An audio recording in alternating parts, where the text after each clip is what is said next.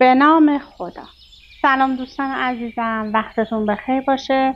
پادکست صدای سکوت امروز رو با کتاب شاه دوست نویسنده کورنلیا فونکه و ترجمه مهداد مهدویان شروع میکنیم.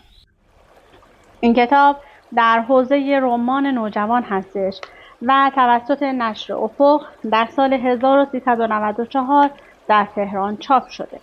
این کتاب بیشتر از توی نشر افق در 4 نوبت و با قطع پالتویی منتشر شده است. مؤسسه نشر افق طبق قانون بین‌المللی حق انحصاری نشر اثر کپی رایت و از طریق عقد قرارداد با نویسنده کتاب امتیاز انتشار ترجمه فارسی کتاب را خریداری کرد.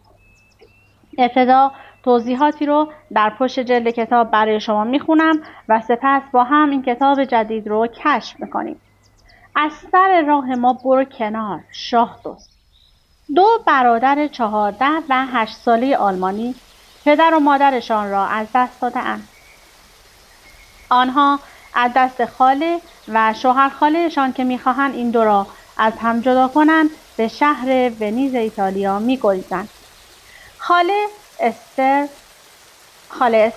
کاراگاهی استخدام میکند تا بچه‌ها را پیدا کند.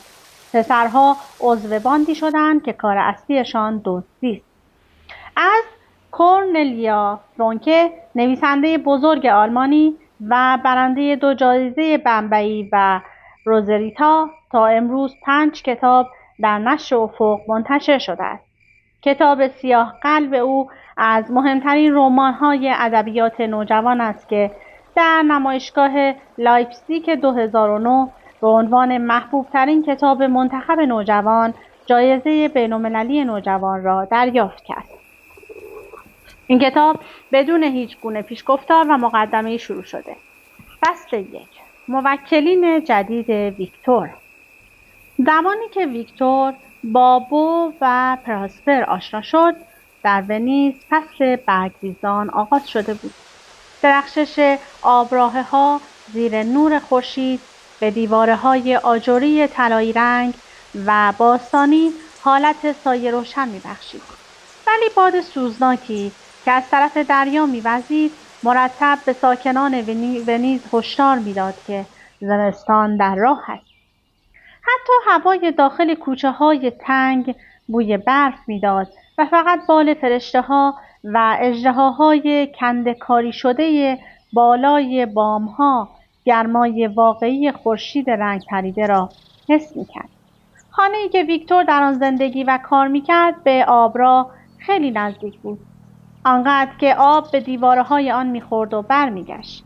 بعضی شب‌ها در خواب می‌دید که امواج خانه‌اش را می‌بلعند و هر لحظه ممکن است آب دریا جاده‌ای که ونیز به آن چسبیده را با خود ببرد و این راه اتصالی به نازکی یک نخ که شهر را به سرزمین اصلی ایتالیا وصل می‌کرد در هم بشکند. او در خواب می‌دید که دریا تالاب را می‌بلعد، هم تالاب هم همه جا را. پل‌ها، کلیساها، خانه‌ها و مردمی که با شجاعت هرچه تمامتر اینها را روی سطح زمین ساخته بودند. البته در حال حاضر شهر محکم و استوار روی پاهای چوبیش جا خوش کرده بود. ویکتور به چهارچوب پنجره تکیه داد و از شیشه کدر آن به بیرون نگاه کرد. مطمئناً هیچ شهری در دنیا مانند ونیز به زیبایی خود نمی‌نازید. او به برج و گنبدهای کلیساها نگاه می‌کرد و می‌دید که هر یک می‌خواهند با دریافت نور بیشتر بهتر خودنمایی کنند. ویکتور زمزمه کنان از کنار پنجره به طرف آینه قدی خود رفت. آفتاب پشت گردن تنومندش میتابید و به او میگفت که برای امتحان قیافه جدیدش هوا بسیار مناسب است. او گنجینه جدید خود را همین دیروز خریده بود. این گنجینه یک سبیل پرپشت بود. آنقدر سیاه و پرپشت که اگر آن را پشت لبش میگذاشت یک فیل دریایی به شدت به او حسودی میکرد. او با دقت آن را پایین بینیش جا داد و روی پاشنه‌اش ایستاد تا بلندقدرتر جلوه کند. اول به سمت راست و بعد به چپ چرخید و آنقدر محو تماشای خود شد که متوجه صدای پاهایی که از پله ها بالا می آمدند را نشنید. پاها پشت در اتاقش متوقف شدند. بعد با خود گفت باز هم موکل یا موکل. آخر چرا آنها مرا به حال خود رها نمی کنند؟ آه عمیقی کشید و پشت میزش نشست. صدای نجوایی را از پشت در شنید. فکر کرد که لابد از سردر خانه‌اش تعریف می‌کنند. سردری که سیاه، براق و بسیار زیبا بود و اسمش با حروف طلا روی آن حک شده بود. ویکتور گنز یا گتز. کاراگاه خصوصی، آماده برای کلیه دعاوی و شکایات. این جملات به 3 زبان نوشته شده بودند چون او اغلب از خارج از کشور هم موکل داشت. کنار سردر یک کوبه به شکل سر شیر نصب شده بود که حلقه برنزی داخل آن بود. ویکتور صبح همان روز آن را برق انداخته بود. او با انگشت‌هایش روی دسته صندلی ضرب گرفت و با خود گفت پس چرا وارد نمی‌شوند؟ بعد با صدای بلند گفت بفرمایید. در دفتر که در اتاق نشیمن او هم بود باز شد و زن و مردی وارد شدند. آنها محتاطانه نگاهی به اطراف انداختند و چشمشان به مجموعه ریش و سپیل‌ها، جالباسی ویکتور که پر از شال و کلاه و کلاهگیس بود و نقشه بزرگ ونیز روی دیوار و شیر بالدار روی میز افتاد که روی کاغذها سنگینی می‌کرد و آنها را نگه می‌داشت. خانم با اینکه ایتالیایی را روان صحبت می‌کرد پرسید شما انگلیسی بلدید؟ ویکتور هم با دست به صندلی روبروی میزش اشاره کرد و گفت البته انگلیسی زبان مادریم است. چه کمکی از دست من برمی‌آید؟ آنها با تردید نشستند. مرد دستهایش را روی سینه‌اش گذاشت و زن به سبیل پرپشت ویکتور خیره ماند. ویکتور سبیل را برداشت و توضیح داد فقط برای ردگم کردن است. در حرفه من خیلی به درد می‌خورد. خب چه که کمکی از دست من ساخته است؟ چیزی گم یا دزدیده شده یا حیوانی فرار کرده است؟ زن بی آنکه چیزی بگوید دست در کیفش کرد. او موبور بود و دماغ نوک‌تیزی داشت. به نظر نمی رسید از لبخند زدن لذت چندانی ببرد. مرد اما بسیار غول‌پیکر و یک سر و گردن از ویکتور بلندتر بود. بینیش زیر آفتاب سوخته بود و چشم‌های ریز و سرد داشت. ویکتور این 2 صورت را به خاطر سپرد و با خود گفت که مرد هم نباید زیاد اهل شوخی و بزدگویی باشد. ویکتور هرگز نمی‌توانست یک شماره تلفن را به خاطر بسپارد ولی صورت اشخاص خیلی فرق می‌کرد. زن از روی میز عکسی را به طرف ویکتور هل داد و گفت این چیزی است که ما گم کردیم. زبان انگلیسی او خیلی بهتر از ایتالیایی‌اش بود. عکس 2 پسر بچه را نشان می‌داد. یکی کوچک بود، یک بور و با لبخندی شیرین و دیگری کمی بزرگتر که جدی‌تر به نظر می‌رسید. و طوری دستش را دور شانه پسر کوچکتر حلقه کرده بود که انگار می‌خواهد از او در برابر تمام خطرهای دنیا حمایت کند. ویکتور با تعجب نگاهی به بالا انداخت و گفت بچه‌هایتان هستند؟ من در عمرم دنبال همه چیز گشتم. چمدان، سگ، چند تا مارمولک فراری و 1-2 تا شوهر. ولی شما اولین موکل من هستید که می‌خواهید دنبال بچه‌هایتان بگردم. آقا و خانم و با کنجکاوی به آنها خیره ماند. زن جواب داد هارلیپ استرو ماکس هارلیپ. شوهر با لحنی محکم اعلام کرد آنها بچه‌های ما نیستند و بلافاصله با نگاه خشمناکی از طرف زن دماغ تیزش مواجه شد. زن توضیح داد پراسپر و بونیفیس بچه‌های خواهر مرحوم منند. او آنها را تنهایی بزرگ کرده است. پراسپر تازه 12 ساله شده و بونی هم 5 سال دارد. ویکتور زمزمه کنان گفت پراسپر و بونیفیس. چه اسمهای عجیبی. ببینم پراسپر به معنی آدم خوششانس نیست؟ استر ابروهایش را بالا کشید و گفت واقعا یک چیز مشخص است و آن این است که این اسمها عجیبند. خب مرحوم خواهرم علاقه زیادی به چیزهای عجیب و غریب داشت. 3 ماه پیش که عمرش را به شما داد، من و شوهرم خواستیم حضانت بنی را به عهده بگیریم. چون خودمان بچه‌ای نداریم، ولی خب نمیتوانستیم برادر بزرگتر را قبول کنیم. هر آدم منطقی میتواند این را درک کند. ولی پراسپر خیلی ناراحت شد و انگار که ما میخواهیم برادر کوچکش را بدزدیم، شروع به دیوانه بازی درآورد. البته ما گفتیم که او میتواند ماهی 1 بار بنی را ببیند. صورت رنگ پریده او رنگ پریده تر شد و ادامه داد. آنها 8-9 هفته پیش از خانه پدر بزرگشان در هامبورگ که آن موقع در آنجا زندگی میکردند فرار کردند.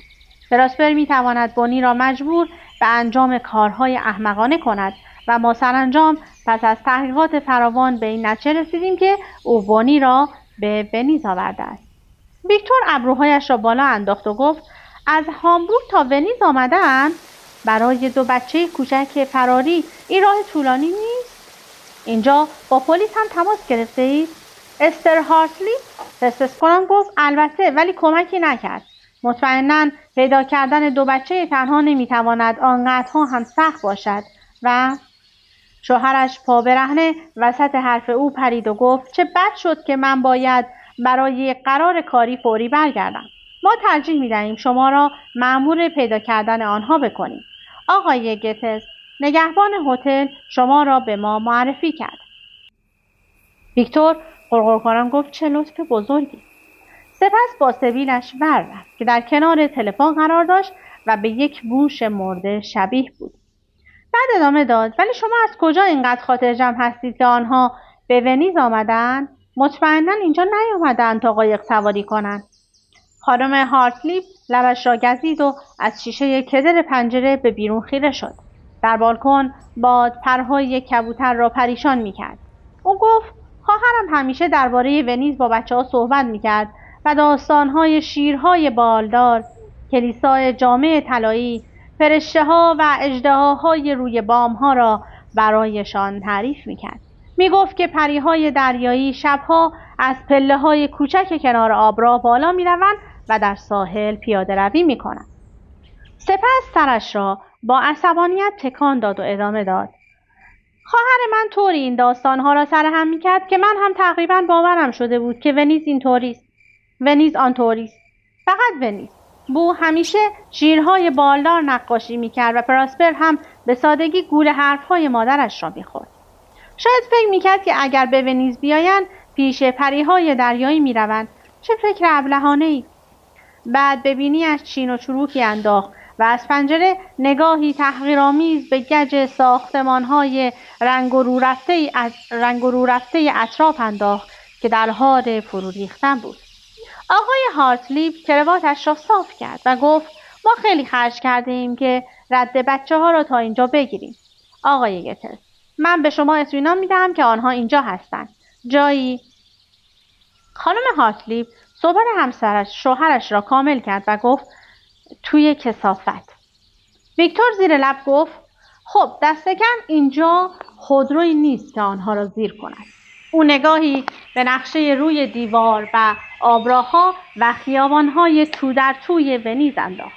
همان چیزهایی که این شهر را آنقدر فوق‌العاده کرده بودند. سپس در حالی که غرق در افکار خود بود برگشت و با کارد نامه باز کن شروع به خط خطی کردن میزش کرد. خانم هارتلیپ که سینه‌اش را صاف می‌کرد گفت خب بالاخره پرونده را قبول می‌کنید یا نه؟ ویکتور بار دیگر نگاهی به عکس آن 2 چهره متفاوت انداخت. یکی قد بلند و جدی و دیگری با لبخندی آکنده از بیخیالی. سپس سرش را تکان داد و گفت بله قبول می‌کنم. من آنها را پیدا می‌کنم. آنها کم سن و سالتر از آنند که روی پای خودشان بایستند. ببینم وقتی بچه بودید از خانه فرار کرده اید؟ خانم هارتلیپ که انگشت به دهان مونده بود گفت وای خدا مرگم بدهد، البته که نه. شوهرش انگار که عجیبترین حرف را شنیده فقط سرش را تکان داد. ویکتور عکس را زیر شیر آهنی گذاشت و گفت ولی من فرار کردم. البته من تنها بودم. برادر کوچکتر یا بزرگتری نداشتم تا کمک حالم باشد. خب به هر حال نشانی و شماره تماستان را به من بدهید و بیایید راجع به حق الوکاله صحبت کنیم. آقا و خانم هارتلی به زحمت راهشان را از پلکان باریک باز می‌کردند. ویکتور روی بالکن رفت. باد سرد صورتش را نوازش می‌داد و بوی آب شور دریا را می‌آورد. لرزان به نرده بالکن تکیه داد و مشغول تماشای هارتلی‌ها شد که از روی پلی می‌گذشتند که چند خانه آن طرفتر بود. پل قشنگی بود، ولی انگار آن دو توجهی به آن نداشتند. با ترشرویی تمام از روی آن رد شدند و اصلاً به سگی که از توی قایقی روان به آنها پارس می‌کرد توجه نکردند. البته مثل ویکتور توی آبراه توف نکردند. کاراگاه زمزمه کنان به خود گفت: خب چه کسی گفته که تو باید از موکلان خودت خوشت بیاید؟ سپس به طرف جعبه‌ای رفت که کف بالکن قرار داشت و سر دو لاک‌پشت از آن بیرون زده بود. خم شد و گفت: اگر قرار است آدم خانواده‌ای مثل اینها داشته باشد، نداشتنش بهتر است. راستی نظر شما چیست؟ لاک‌پشت‌ها پدر و مادر ندارند؟ ویکتور از لای نرده‌ها به آبراهی که آن پایین بود نگاه کرد. او خانه‌هایی را می‌دید که پایه سنگیشان هر روز با امواج آب شسته می‌شد. 15 سال بود که در ونیز زندگی می‌کرد و هنوز کوچه پس کوچه‌های این شهر را نمی‌شناخت. کاری که به او سپرده بودند کار آسانی نبود، مخصوصاً اگر قرار بود بچه‌ها بازی در بیاورند. در ونیز محل‌های فراوانی برای مخفی شدن وجود داشت. این شهر کوچه‌های تنگ و تاریک فراوانی داشت که اسمشان را هیچ کس نمی‌دانست. بعضی از آنها اصلاً اسمی نداشتند. کلیساهای بسته و خانه‌های متروک فراوان بودند و میشد در این شهر به خوبی قایم باشک بازی کرد. ویکتور با خود گفت: خب من عاشق قایم باشک بازی هستم و تا به حال دنبال هر چی که گشتم پیدا کردم. آن دو پسر 8 هفته را تنها سر کرده بودند. 8 هفته. وقتی که خودش از خانه فرار کرد فقط یک بعد از ظهر دمام آورد و غروب آفتاب شرمنده و متاسف به خانه بازگشت. لاک‌پشت‌ها به کاهویی نوک می‌زدند که ویکتور برایشان آورده بود. او گفت: فکر می‌کنم بهتر است امشب شما را داخل ببرم. باد بوی زمستان را دارد. لاندو و پاولا با چشم‌هایی بدون ابرو به او خیره شدند. او گاهی اوقات آن دو را با هم اشتباه می‌گرفت، ولی انگار اهمیتی نمی‌دادند. آنها را در بازار ماهی فروش‌ها پیدا کرده بود. وقتی پی گربه گمشده موکلش رفته بود، ویکتور آن گربه اسیر را از بشکه‌ای پر از ماهی گندیده بیرون کشید. به جای امنی برد و آنجا آن دو لاک‌پشت را پیدا کرد. آنها بین پای آدم‌ها وول می‌خوردند و کاملاً از آنچه در اطرافشان می‌گذشت بیخبر بودند. وقتی ویکتور آنها را برداشت، فوری سرشان را توی لاکشان بردند. ویکتور که به فکر فرو رفته بود با خود گفت: باید از کجا شروع کنم؟ از زمانخانه؟ بیمارستان؟ چه جاهای غمناکی هم هستند. شاید بهتر باشد اصلا از آنجا شروع نکنم. احتمالاً هارتلی‌ها قبلا این کار را کردند. سپس از روی نرده خم شد و توی آبراه تاریکی آب دهان انداخت. فکر کرد بو و پراسپر چه اسمهای قشنگی، البته کمی هم عجیبند. فصل 2. 3 بچه. حق با هارتلی‌ها بود. بو و پراسپر واقعا خود را به ونیز رسانده بودند. آن دو در سفری طولانی در حالی که توی قطارهای لرزان چنباتمه می‌زدند و از دست ماموران قطار و پیرزن‌های فضول داخل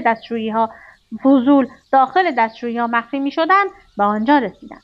گاهی خود را در دستشویی‌های متعفن حبس می‌کردند. در گوشه‌ای تاریک به خواب می‌رفتند و یخزده، خسته و گرسنه همدیگر را بغل می‌کردند. ولی به هر حال به هدفشان رسیدند و حالا دوباره با هم بودند. درست زمانی که خاله آنها استر مقابل ویکتور روی صندلی نشسته بود، آن دو در کنار دری به فاصله چند قدم از پل ریالتو ایستاده بودند. باد سرد به صورتشان می‌خورد و شکی نداشتند که روزهای گرم تمام شده بود. استر در یک مورد اشتباه می‌کرد. بو و پراسپر تنها نبودند، بلکه دختری هم همراه آنها بود.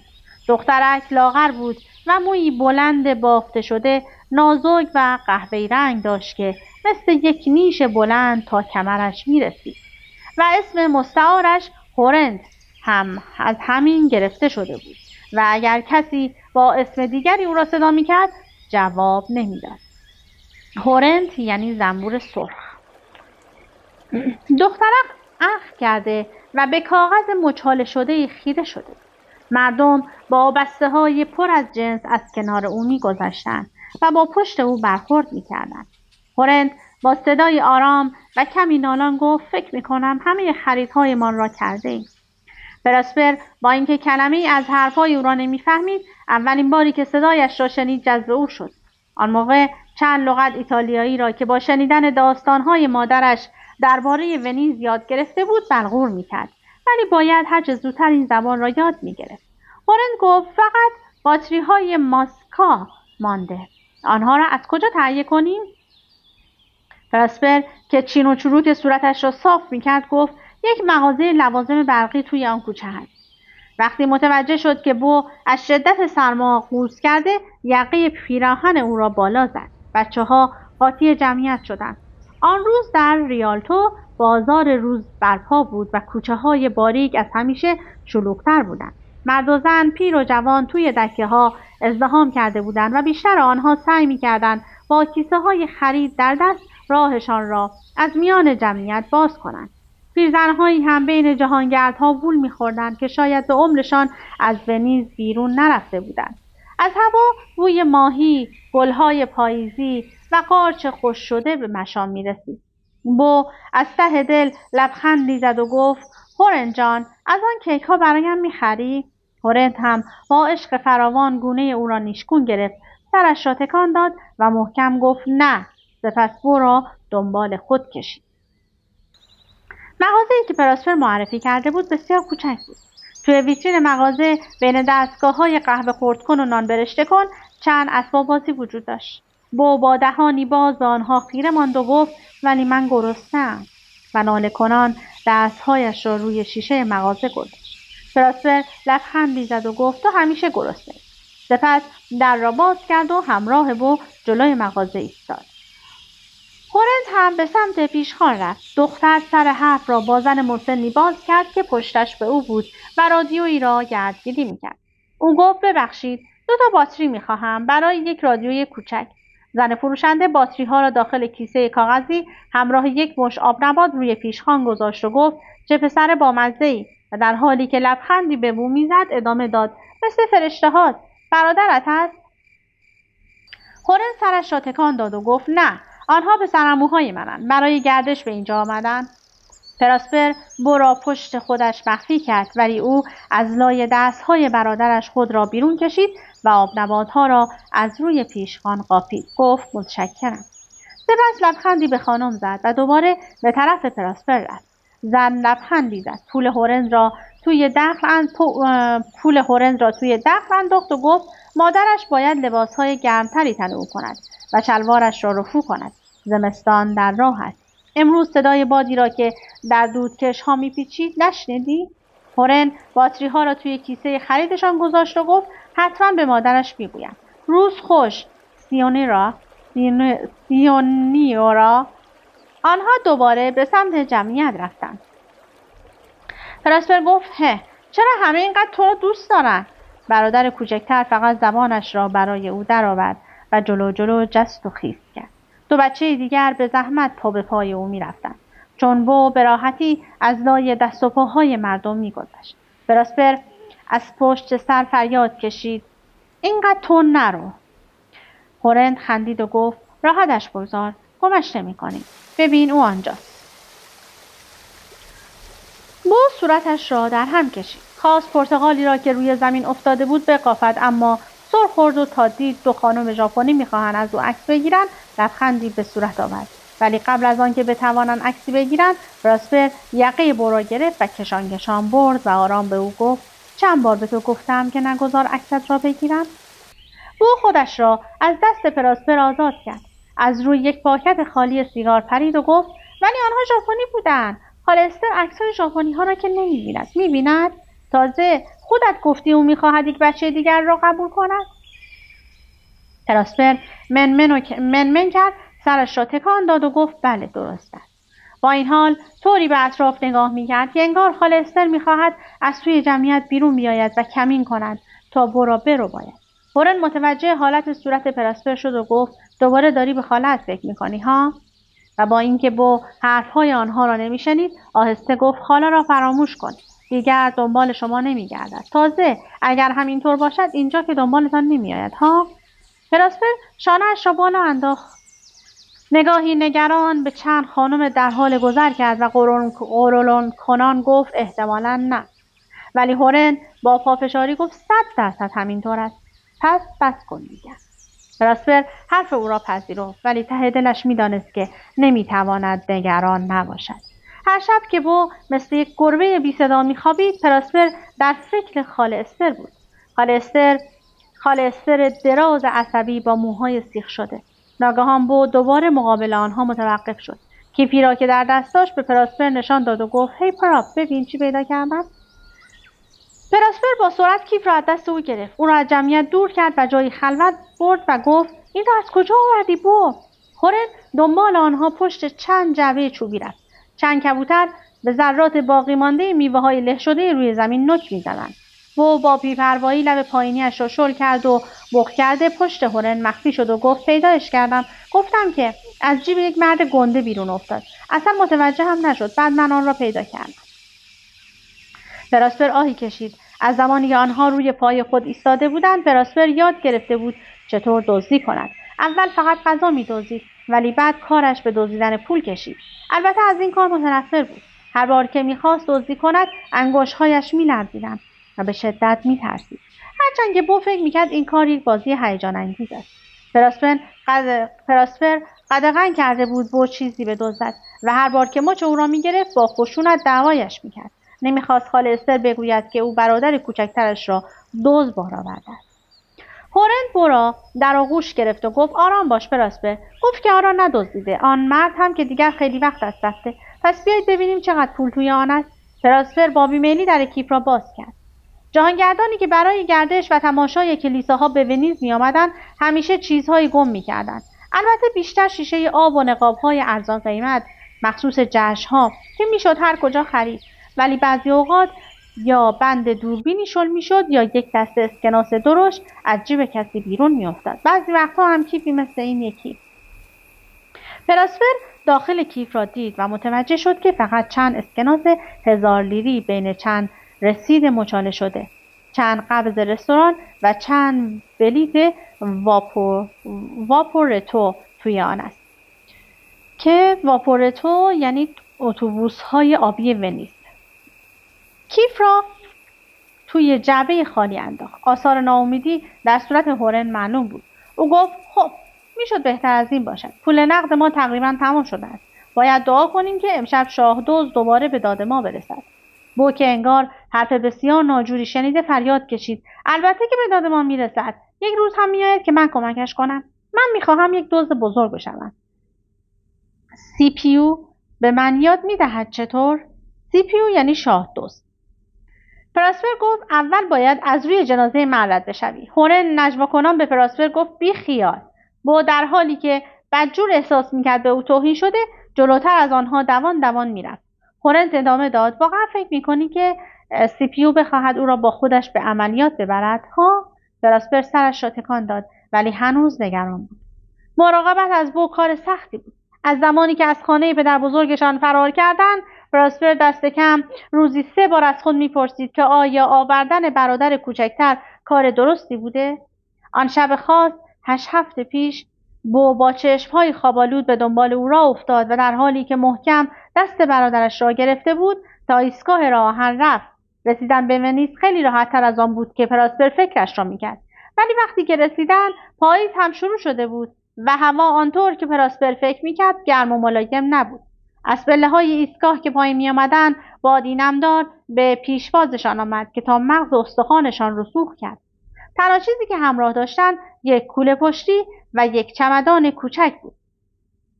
پول جیبی پراسپر خیلی دوام نیاورد و پس از شب دوم بو آنقدر ناجور سرفه می‌کرد که پراسپر دست در دست او رفت تا یک مأمور پلیس پیدا کند. تصمیم گرفته بود از همان چند لغت ایتالیایی که از مادرش یاد گرفته بود استفاده کند و بگوید ما از خانه فرار کرده ایم ولی برادرم حالش بد است. ممکن است خاله‌ام را صدا کنید تا بیاید و ما را ببرد؟ او کاملا ناامید شده بود. و سپس سر و کله هورن پیدا شد. او بچه ها را به مخفیگاهشان برد تا در آنجا ماسکا و ریسیو را ببینند و به آنها لباس گرم و غذای داغ داد. بعد به پراسپر گفت که دیگر احتیاجی نیست چیزی بدزدد و نگران سرما باشد، چون از حالا به بعد سیپیو همانطور که تا به حال از هورن و دوستانش حمایت کرده از آنها هم حمایت می‌کند. هورن سر صحبت را باز کرد و پراسپر که غرق در افکار خود بود به عالم واقعیت بازگرداند. پراسپر از بوی قهوه در شیرینی هایی که از خانه ها به مشام می رسید لحظه گیج شد. خانه آنها بوی دیگری میداد. او گفت فکر می کنم باید برویم و دوباره آنجا را جمع و جور کنیم. سیپیو دوست ندارد مخفیگاه خیلی کثیف باشد. پراسپر با تمسخر گفت بگو ببینم کی بود که دیروز سطل پر از آبراه را کف زمین ریخت؟ هورن خنده کوتاهی کرد و گفت تازه او خودش همیشه برای موهاش پنیر میگذارد. برای موشها پنیر میگذارد. با بازویش ضربه به پهلوی او زد. میدانست که شاهدوز از هیچ چیز بیشتر از فضله موش بدش نمیآید. هورن ادامه داد چه بد که مخفیگاه فوق‌العاده‌ای که برایمان پیدا کرده پر از موش است. تازه گرم کردن آنجا هم کار خیلی سختی است. شاید یک جای کوچکتر برای ما مناسب‌تر بود. ولی خب این چیزی است که شاهدوز می‌خواست. با حرف او را تصحیح کرد و گفت جا نه، قصر ستاره. و سپس در حالی که به کوچه خلوت‌تر می‌پیچیدند دنبال آنها دوید و ادامه داد سیپیو گفته که اسم آنجا قصر ستاره است. هورن چشمهایش را گرد کرد و آهسته به پراسپر گفت مراقب باش پراسپر، روزی میرسد که او دیگر به حرف تو گوش نمی‌کند و فقط سیپیو را به رسمیت می‌شناسد. پراسپر هم که عقل کرده بود جواب داد خب از دست من چه کاری ساخته است؟ پراسپر خوب می‌دانست که آنها به لطف سیپیو مجبور به خوابیدن در خیابان‌ها نیستند، مخصوصاً در آن فصل که عصرها سرمایی گزنده بر کوچه‌ها و آبراه‌ها حاکم بود. با وجود عملیات سیپیو بود که اسپاگتی و میوه تازه آنها تامین می‌شد. سیپیو کفش‌هایی که پای بو را گرم نگاه می‌داشت آورده بود، هرچند که برای پاهای بو کمی بزرگ بودند. به لطف سیپیو بود که آنها هر وقت که می‌خواستند غذا می‌خوردند بی آنکه دزدی کنند. سیپیو خانه‌ای به آنها داده بود، خانه‌ای بدون خاله استر، ولی به هر حال سیپیو یک دزد بود. کوچه‌ای که در آن می‌رفتند تنگ و تنگ‌تر شد. آنها کاملاً با خانه‌های اطراف احاطه شده بودند و طولی نکشید که به قلب مخفی شهر رسیدند، جایی که دیگر غریبه‌ای وجود نداشت. طنین گام‌های آنها بر سنگ فرش کوچه که در فضا می‌پیچید، گربه‌ها مثل تیر در می‌رفتند و کبوترها از بالای بام‌ها بغبغو می‌کردند. آب همیشه در سطح زیر پل‌ها اینور و آنور می‌شد. به تنه قایق‌ها و ستون‌های چوبی می‌خورد و تصویر خانه‌های قدیمی که در آن افتاده بود را به هم می‌زد. بچه‌ها بیشتر و بیشتر به قلب کوچه‌های مه گرفته نفوذ کردند. خانه‌ها انگار با آنها حرکت می‌کردند و انگار که آنها را می‌شناسند تماشایشان می‌کردند. مخفیگاه آنها سینمایی متروک بود، عمارتی کوتاه شبیه بچه قد کوتاه بین بچه‌های بلندتر و پنجره‌های مسدود شده با چوب مراقب کوچه بودند. دیوارها پر از عکس‌های کهنه و زرد فیلم‌ها بود و در ورودی کرکره‌ای رنگ و رو رفته‌ای داشت. علامتی بزرگ و کج بر سردر ورودی نصب شده بود که لغت اصطلاح را نشان می‌داد. چراغ نئون سینما سالها روشن نشده بود، ولی برای ساکنان کنونی آن بهتر بود. هورن با دقت نگاهی به بالا و پایین کوچه انداخت و پراسپر هم مراقب بود تا کسی از پنجره‌های اطراف آنها را نپاید. سپس بچه‌ها یکی یکی در دالانی که ورودی سینما بود ناپدید شدند. آنها به خانه رسیده بودند. از اینکه با من همراه بودید سپاسگزارم. اگر از نثر و روایت این کتاب رمان خوشتون اومده میتونید تهیه کنید و تا انتها بخونید. تا وایس بعدی، خدا نگهدارتون.